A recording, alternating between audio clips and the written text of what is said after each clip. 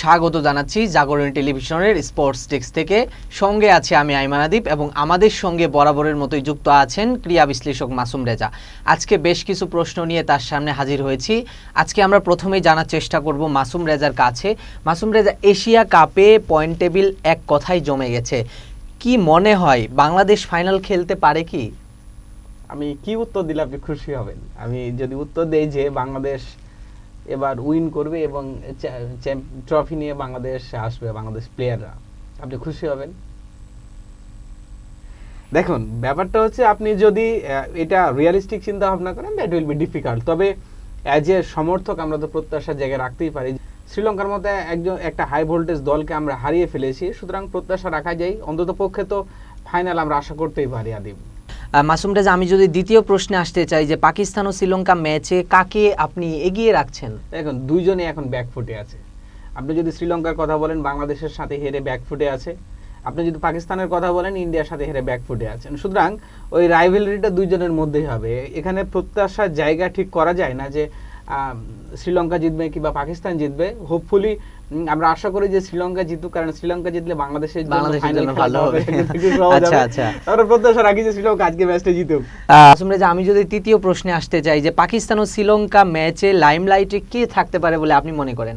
দুইজন প্লেয়ার থাকতে পারে। আমি পাকিস্তানের পক্ষ থেকে যদি বলি তাহলে শাহিন আফ্রিদি, এবং আমি ডেফিনেটলি শ্রীলঙ্কার সবচাইতে বড় প্লেয়ার, সবচাইতে সার্ভাইভ প্লেয়ার, সবচাইতে এস্টাবলিশ প্লেয়ার হাসারাঙ্গার কথা আমি বলবো। দুইজনই ম্যাচ উইনিং প্লেয়ার। আদিম, দুইজনই ম্যাচ উইনিং প্লেয়ার। যদি আপনি এই এশিয়া কাপে শাহিন আফ্রিদির স্কোয়াড দেখেন, শাহিন আফ্রিদির যদি আপনি স্কোর দেখেন, তাহলে আপনি দুইটা বিষয় দেখবেন, বোলিং এবং ব্যাটিং দুই ডিপার্টমেন্টে কিন্তু দুর্দান্ত করছে। বোলিং এ যখন বল করছে তখন গুরুত্বপূর্ণ স্পেল করছে, এবং ব্যাটিং করার সময় অনেক ভালো খেলছেন। সময় রান নিয়ে এসে দিচ্ছেন। শেষে দেখা যাচ্ছে যে 3-4 ওভার তিনি ব্যাটের সময় আসছেন এবং 10-15টা বল মোকাবেলা করে 30-35 রান তিনি করছেন। দ্যাট ইজ দ্য টি-20 এর সবচেয়ে ইফেক্টিভ ইস্যু। এবং হাসারাঙ্গার যদি আমি কথা বলি, হাসারাঙ্গা হংকং এর সাথে ম্যাচ জিততে সাহায্য করেছেন এবং বাংলাদেশ যতক্ষণ পর্যন্ত ডমিনেট করতে পেরেছে, শ্রীলঙ্কা যতক্ষণ পর্যন্ত হাসারাঙ্গার জন্যই করতে পেরেছেন। সুতরাং এই জায়গাতেও হাসারাঙ্গা লাইমলাইটে থাকতে পারেন। দুইজনের মধ্যে যে টপ পারফর্মার হবে সে আসলে ম্যাচ জিতবে। আগামীকাল বাংলাদেশ ভারত মহারণ। মাসুম রেজা, বাংলাদেশের কি কোনো সম্ভাবনা দেখছেন আপনি? দেখুন আদিব, আসলে টি-20তে আপনি কখনো কাউকে ভালো দল খারাপ দল হিসেবে আখ্যায়িত করতে পারেন না, প্রথম কথা। দ্বিতীয় কথা হচ্ছে যে টি-20তে দিন শেষে যে ভালো খেলবে সেই ম্যাচ জিতবে। আমরা যদি হংকং এর সাথে শ্রীলঙ্কার ম্যাচটির দিকে একটু কথা বলি আপনাকে, হংকং অপেক্ষাকৃত দুর্বল দল, কিন্তু শ্রীলঙ্কার সাথে ম্যাচ জিতেই নিচ্ছিলেন।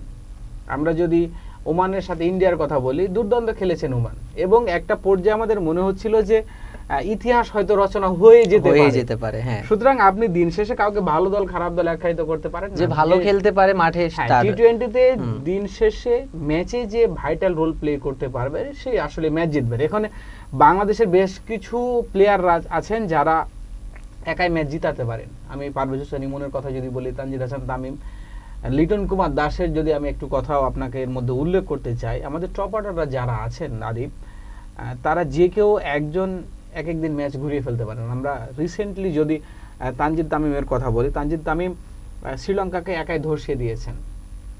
আমরা পারভেজ হোসেন ইমনের কথা যদি বলি, একদিন ম্যাচে সেঞ্চুরিও করেছেন। সুতরাং টি-20তে একজনের খেলা আদিব, যদি একজন ভালো পারফর্ম করতে পারে, ব্যাটিং যদি একটা দুইটা ভালো পারফরমেন্স চলে আসে, আমরা গত ম্যাচে শ্রীলঙ্কার সাথেও দেখেছি সাইফ একাই ম্যাচ জিতিয়ে দিয়েছেন। হ্যাঁ, ইন্টারেস্টিং ছিল। এটাই ইন্টারেস্টিং বিষয়। হ্যাঁ, যদিও তাহিদ একটা সাপোর্টিং হ্যান্ড হিসেবে কাজ করেছেন, কিন্তু ওই দিন শেষে একজন দুইজন ব্যাটসম্যানই আসলে টি-20 চেহারা পরিবর্তন করে দিতে পারেন, ম্যাচের চেহারা পরিবর্তন করে দিতে পারেন। আর আরেকটা বিষয় হচ্ছে যে আদিব, মোস্তাফিজুর রহমান রাইট ট্র্যাকে আছেন।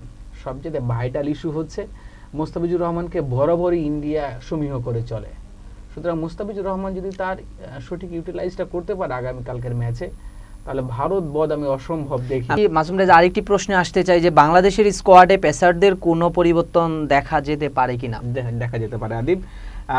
গত ম্যাচে আমাদের 3 জন পেসার ছিলেন, তাসকিন আহমেদ, মোস্তাফিজুর রহমান এবং শরীফুল। যদিও শরীফুলের কোয়ালিটি নিয়ে আপনার প্রশ্ন করার কোনো জায়গা নেই। শরীফুল দুর্দান্ত বল করছেন রিসেন্ট পাস্টে, কিন্তু আগামীকালকের ম্যাচে আমি তানজিদ তামিমকে চাই, আগামীকালকের ম্যাচে আমি সাকিবকে চাই। কেন মনে হলো এটা আপনার? ইস্যুটা হচ্ছে আপনি যখন ইন্ডিয়ার সাথে ম্যাচ খেলবেন, আপনার ওই ভাইবটা না থাকলে হবে না আদিব। আপনি ইন্ডিয়ার সাথে ম্যাচ খেলছেন, তখন দর্শকদের মধ্যে যে উৎসাহটা থাকে ওটা কিন্তু বহুগুণে বেড়ে যায়।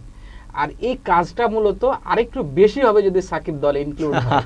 আমি ওর ডেফিনেটলি ইন্ডিয়ার বিপক্ষে তার রেকর্ড সব সময় সমৃদ্ধশালী, বিশেষ করে টি-20 যদি কথা বলি আমি, কিন্তু ওই যে অ্যাগ্রাসি একটা মনোভাব আসলে থাকে মাঠের মধ্যে থাকে। বিরাট কোহলিকে তিনি মাঠ থেকে বের হওয়ার ইশারা করতে পারেন যে একজন বলার, সেই আগামী কালকের ম্যাচেও যে অ্যাগ্রেসিভ থাকবেন। এবং সবচেয়ে যেটা সুখের সংবাদ, ভালো লাগার সংবাদ আমার কাছে আদিব, যে ইন্ডিয়া পেলে সাকিব মনে হয় ওর খোলস থেকে বের হয়ে যায়। এটা অনেকবার দেখা গিয়েছে, মনে হয় যে আমি সবকিছু ভেঙে জুড়ে ছারখার করে দিব, এরকম একটা পরিস্থিতি হয়। বুঝতে পেরেছি মাসুম রেজা। আপনার কথার সাথে আরেকটি প্রশ্ন যুক্ত করতে চাই, রিশাদের স্কোয়াডে যুক্ত হওয়াটা কি কতটুকু যৌক্তিক ছিল বলে আপনি মনে করেন? আগামী কালকের ম্যাচে রিশাদ উইল বি প্লে। আগামী কালকের ম্যাচে রিশাদকে খেলাতেও হবে, এটা হচ্ছে এক নাম্বার বিষয়। আমি একটু যদি অ্যানালাইজড গত তথ্য আপনাকে দেই আদিব, যে ম্যাক্সিমাম টাইমে ইন্ডিয়ার টপ অর্ডার সহ শুরু করে সবাই মোটামুটি ডানহাতি ব্যাটার।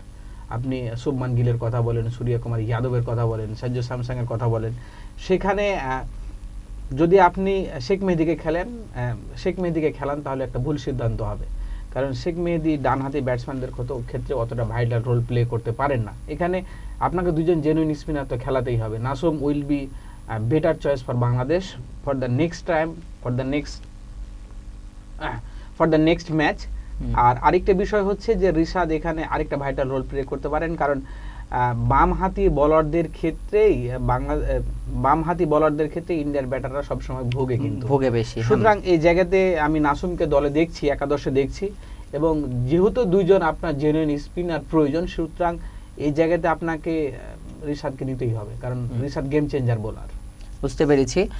আপনার কাছে কোনটি বেশি মাসুম রেজা, আপনার কাছে কোনটি বেশি রাইভেলরি মনে হয়, ভারত পাকিস্তান ম্যাচ নাকি হচ্ছে বাংলাদেশ শ্রীলঙ্কা ম্যাচ, কোনটি?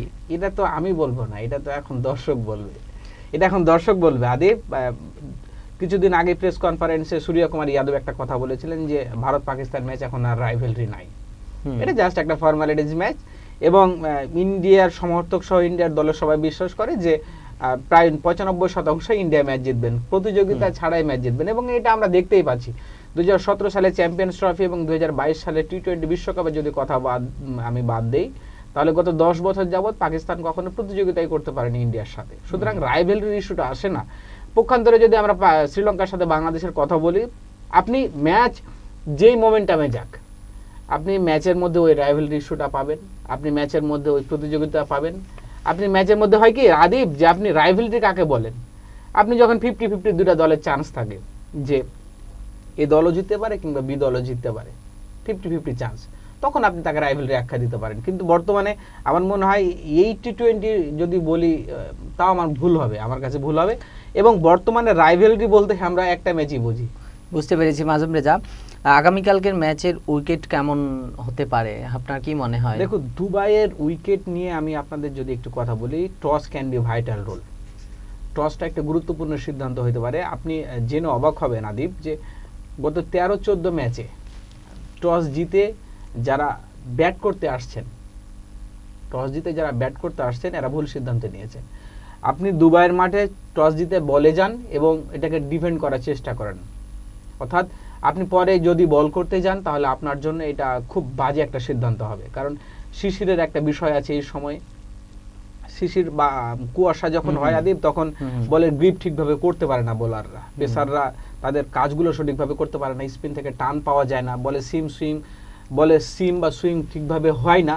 সেক্ষেত্রে টসটা ভাইটাল রোল প্লে করতে পারে। লিটন কুমার দাস যদি কালকের ম্যাচে কোনোভাবে টসটা জিতে নেয় তাহলে বাংলাদেশের অপরচুনিটিটা তৈরি হবে। কারণ যেহেতু এগুলো ইউজ পিচ,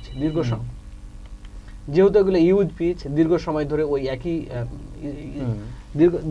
ধরে ওই একই পিচে খেলা হচ্ছে, সুতরাং পিচটা ইউজ। এবং প্রথম ক্ষেত্রে বল যে সুইং পাবে বা সুইং আদায় করতে পারবে ব্যাটাররা, পরবর্তী ইনিংসে তেমন সুইং আদায় করতে পারবেন না। সুতরাং toss can be vital role.